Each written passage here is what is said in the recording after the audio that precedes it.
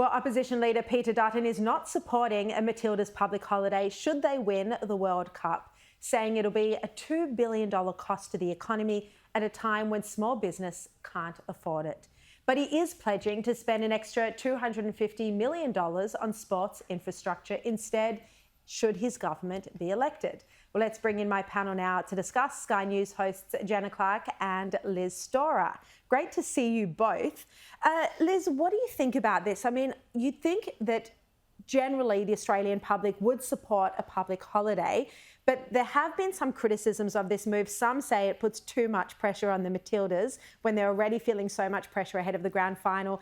And others say, as Peter Dutton is pointing out, that small businesses are already struggling in this cost of living crisis and they can't afford it. Yeah, I'm with Dutton on this. And we also saw yesterday Minns coming out, Premier of New South Wales, saying, yes, we would go ahead with a public holiday. Then Malinowskis in South Australia being like, no, it's too much bother. And also we don't want to jinx the Matildas planning this kind of thing in the lead up. It seems to me that Labor, federal Labor, is desperate for something to crow about. And currently they certainly don't have anything to crow about. But this seems like a rather bizarre way to go about it, because just last week we saw the Diamonds, our netballers, win the World Cup. Nobody even said a thing about it, barely, much less floated the idea of a public holiday. Didn't even know they'd won until you just told me. There you go. There was barely a blip in the media about it.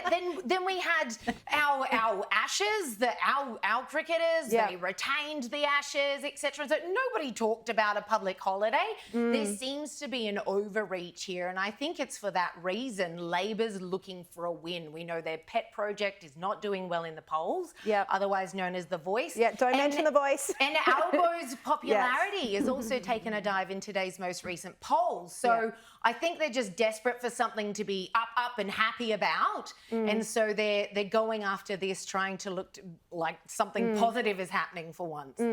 You do get the sense, Jenna, that Albanese, you know, I mean, he went onto the pitch, you saw him hugging some of the players.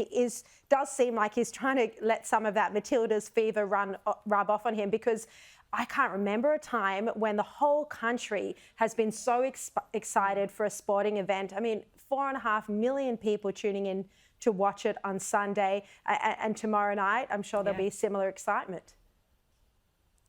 Oh, absolutely, Sharri. And I think it is really interesting. But I think the star of that show, when we speak from a political point of view, is, as we saw today, Peter Malinowskis has now committed something at $250 million to grassroots female sport, which is wonderful. Exactly like Peter Dutton, the Liberal leader, is doing as well, which is great if he is elected.